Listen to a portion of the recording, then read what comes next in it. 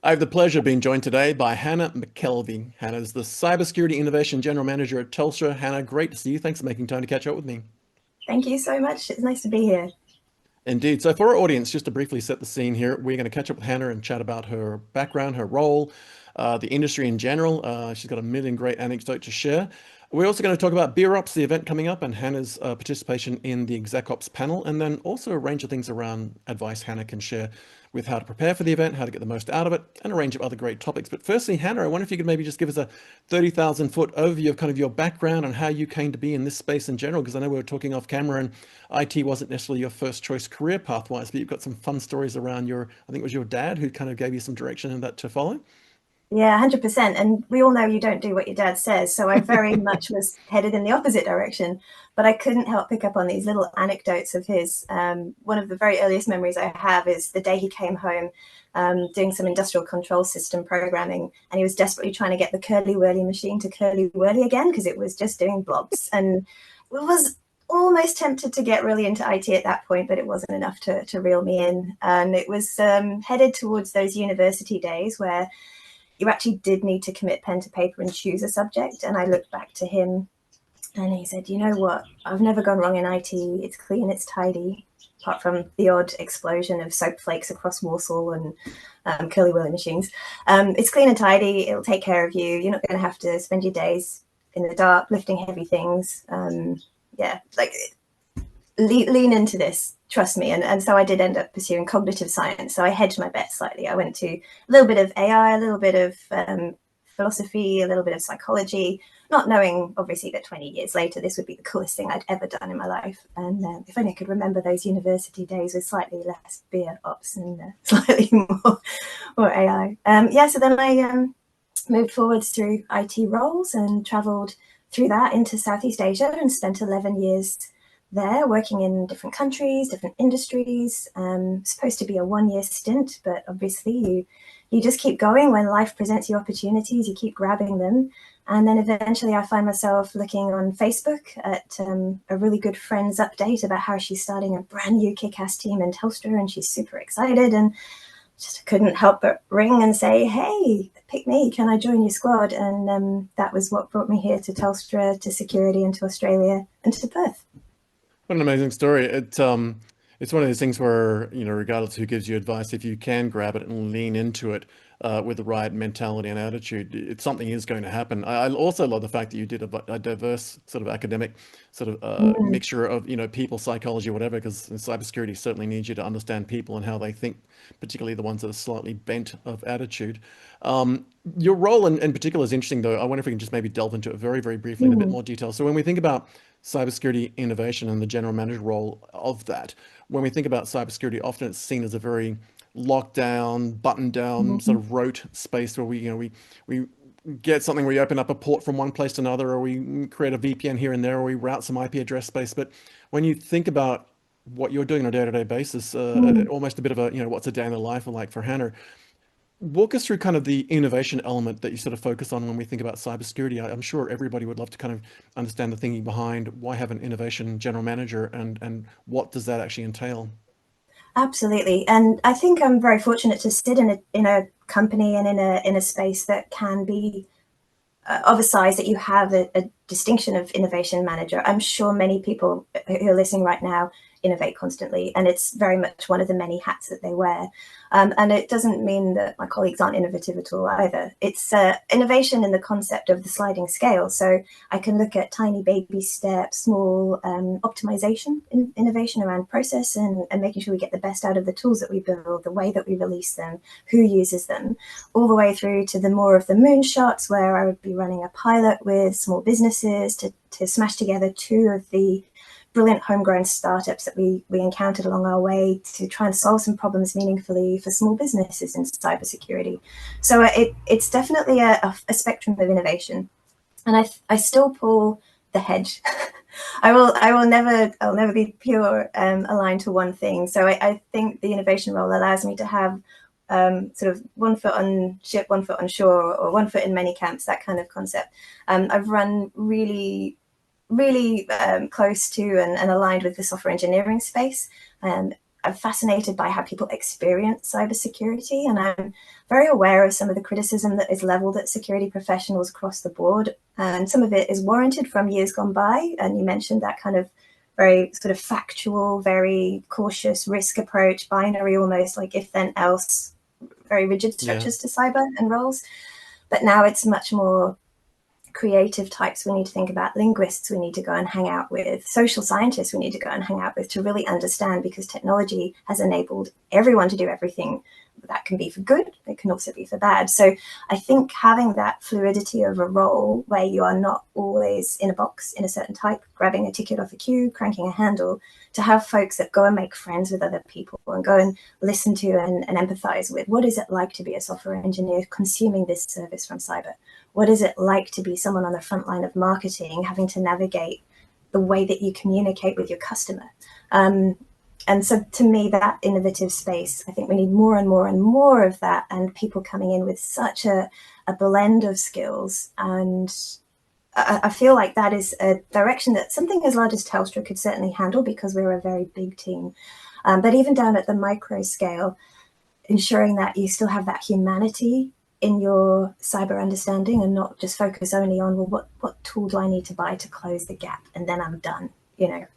Yeah. Well, and I have it on good authority that you were the pioneering force behind Telstra's DevSecOps. It's a mouthful. DevSecOps, a great coinage initiative where you as you just outlined, you collaborated with the combination of engineering teams, as well as the developers and all the various parts of the business. I like that idea of a visual of sort of 1 foot on the shore and 1 foot on the ship, because you have, I imagine, and I'd love you to correct me if I'm wrong, but you've got to have 1 foot in the business side of things where it's operational, you've got to keep things going, but you also got to have 1 foot in the camp of sort of looking forward and developing and in some ways testing and breaking things to see what might come at you. Because I think one of the biggest risks these days is that if we're not innovating and we're just simply building up brick walls, then we occasionally find people with taller ladders in the walls where we built, and then we forget that the ladders can be extended.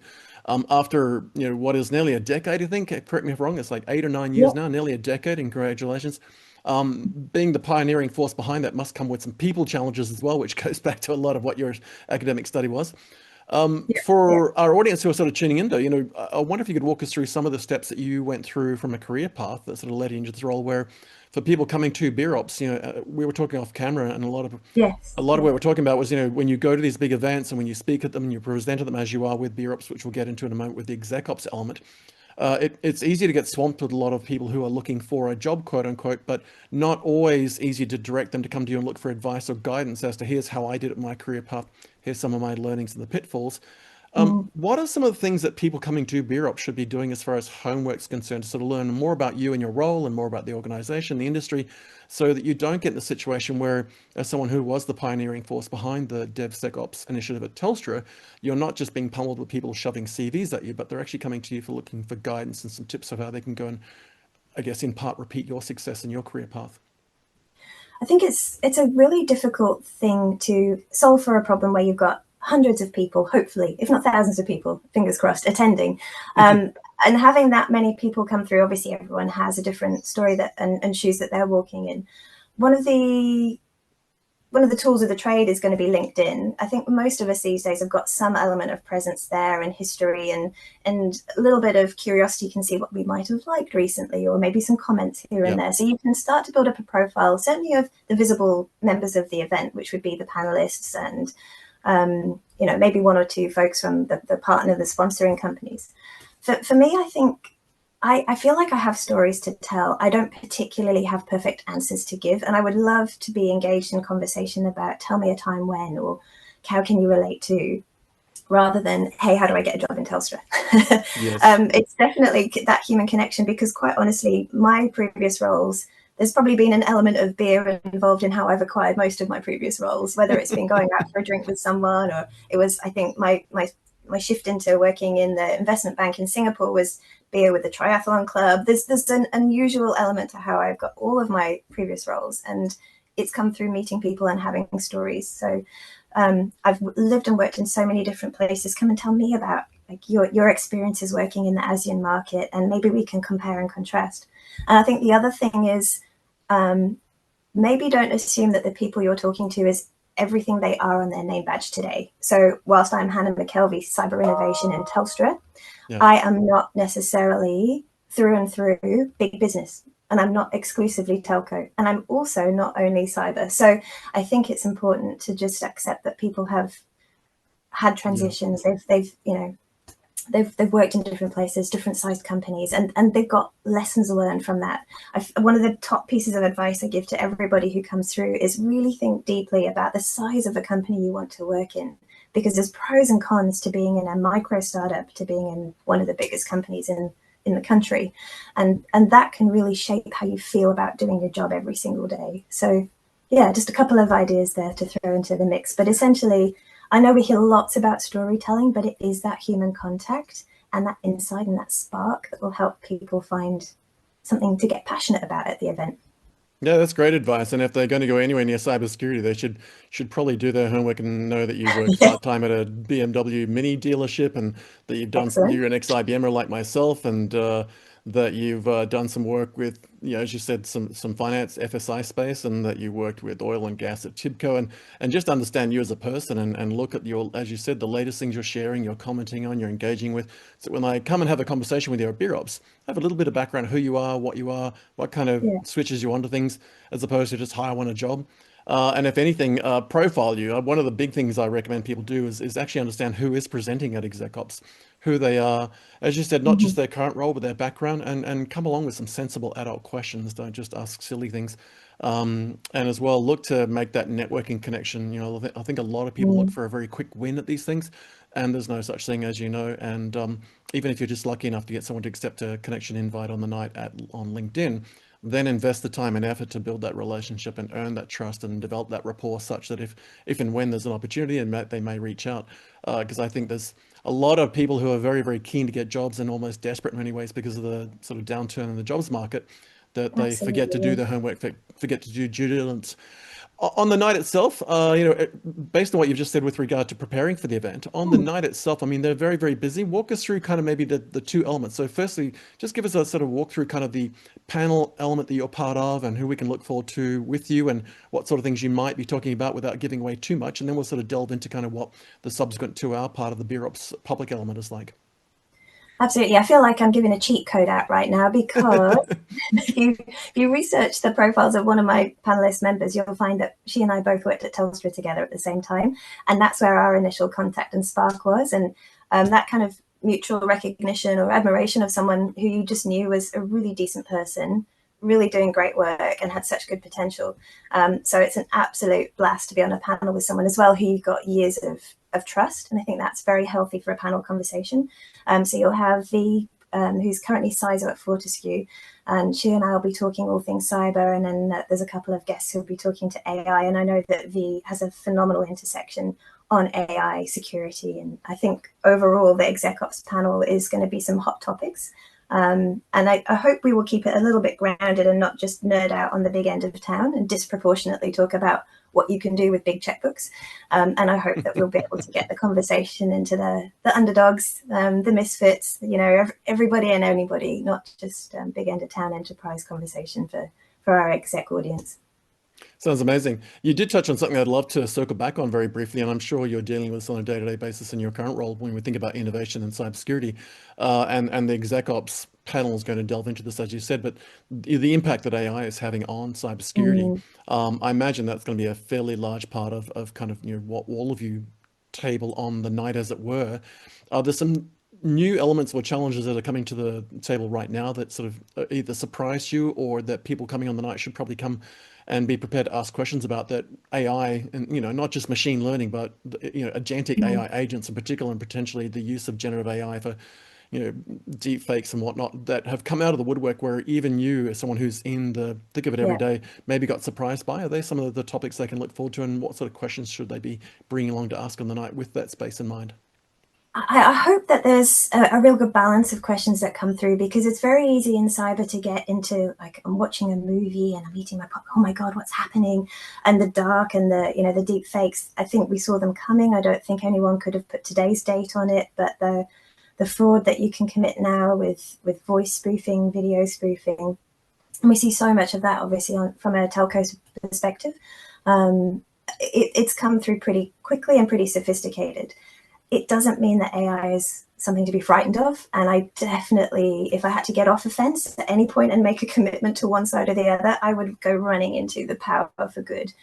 So I think the conversations around AI, from my perspective, are all about how does it enable? It's a phenomenal tool. How does it enable and level the playing field, like I say, for perhaps the smaller end of town, where one of the biggest challenges is navigating cyber language, understanding what on earth we're trying to communicate when we give you a penetration test report.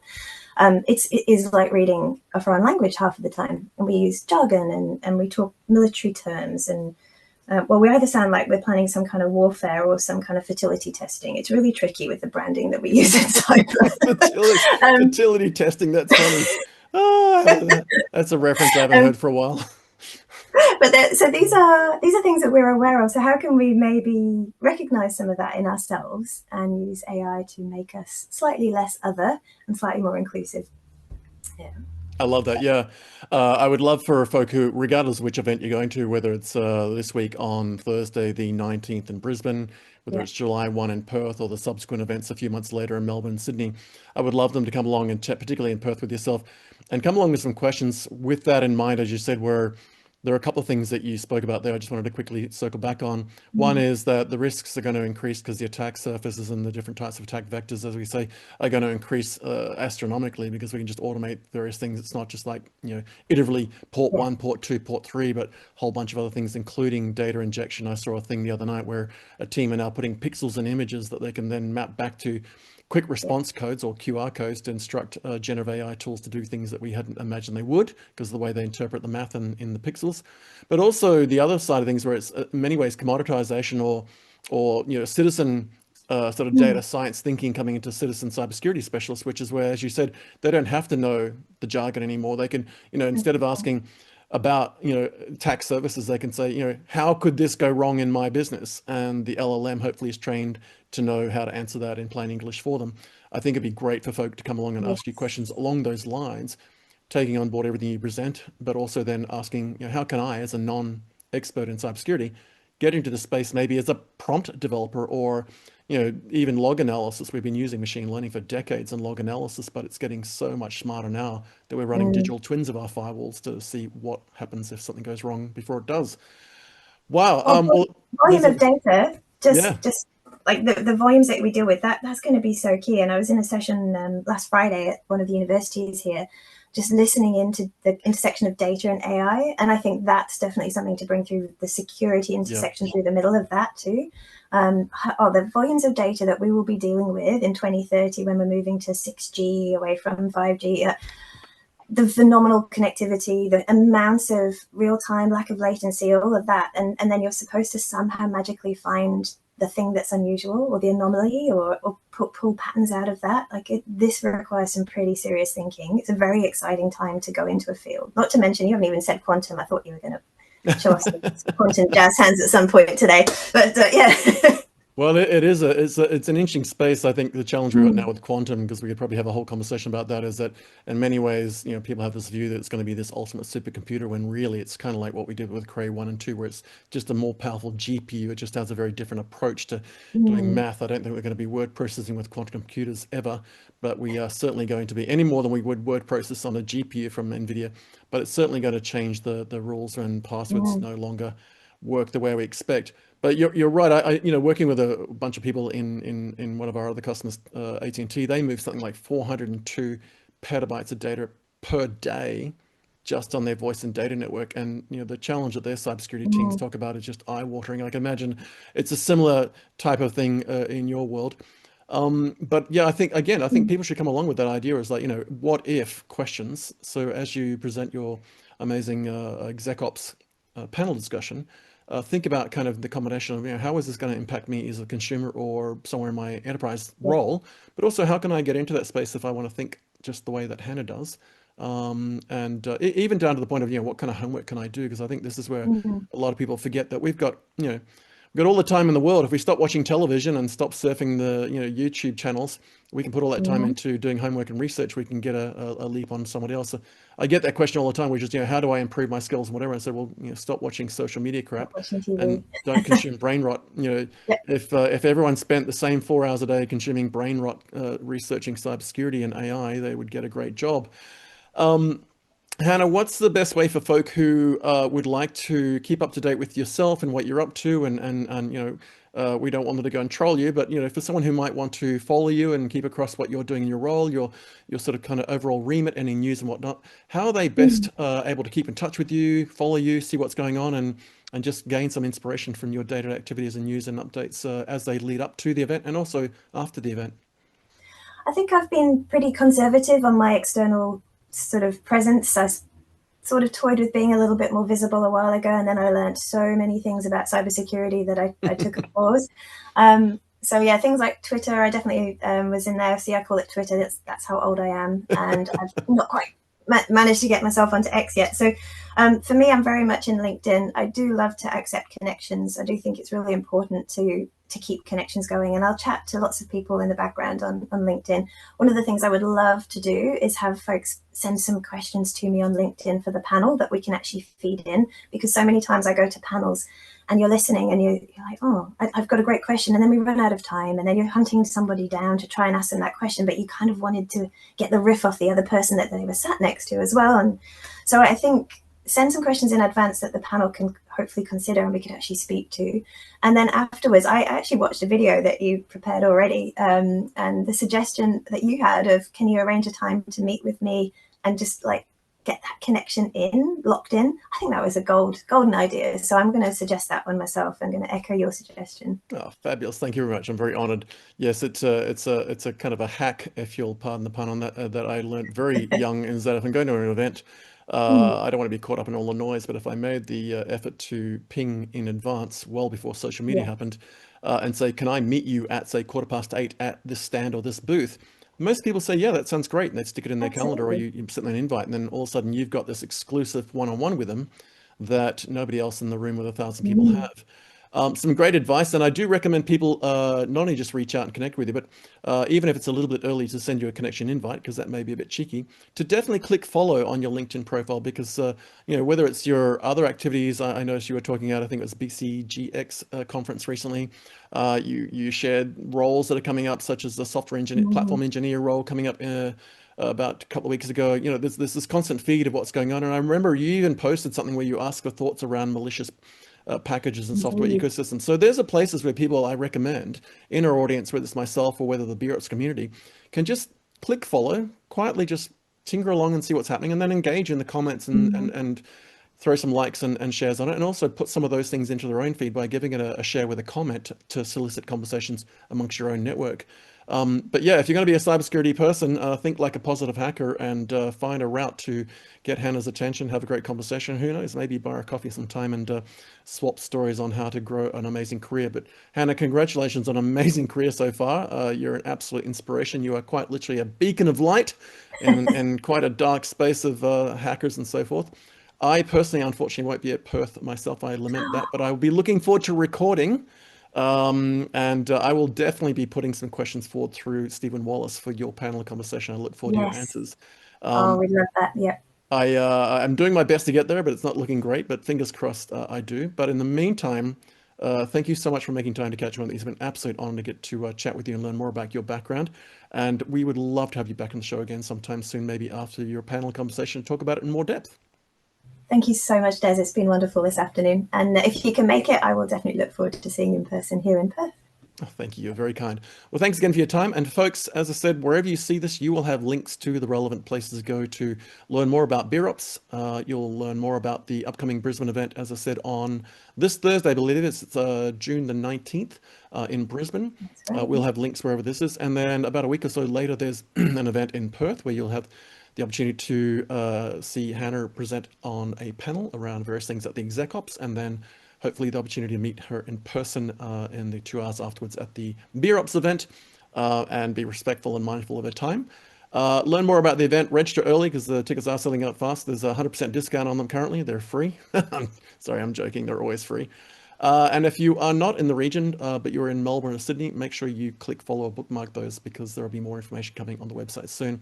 But Hannah, thanks again for your time. It's been an absolute pleasure. I will do my best to get to Perth, but if not, I will definitely make sure that we have you back on the show again soon. But in the meantime, safe travels. Have a great panel conversation. And it's been an absolute pleasure to have you today. Thanks so much.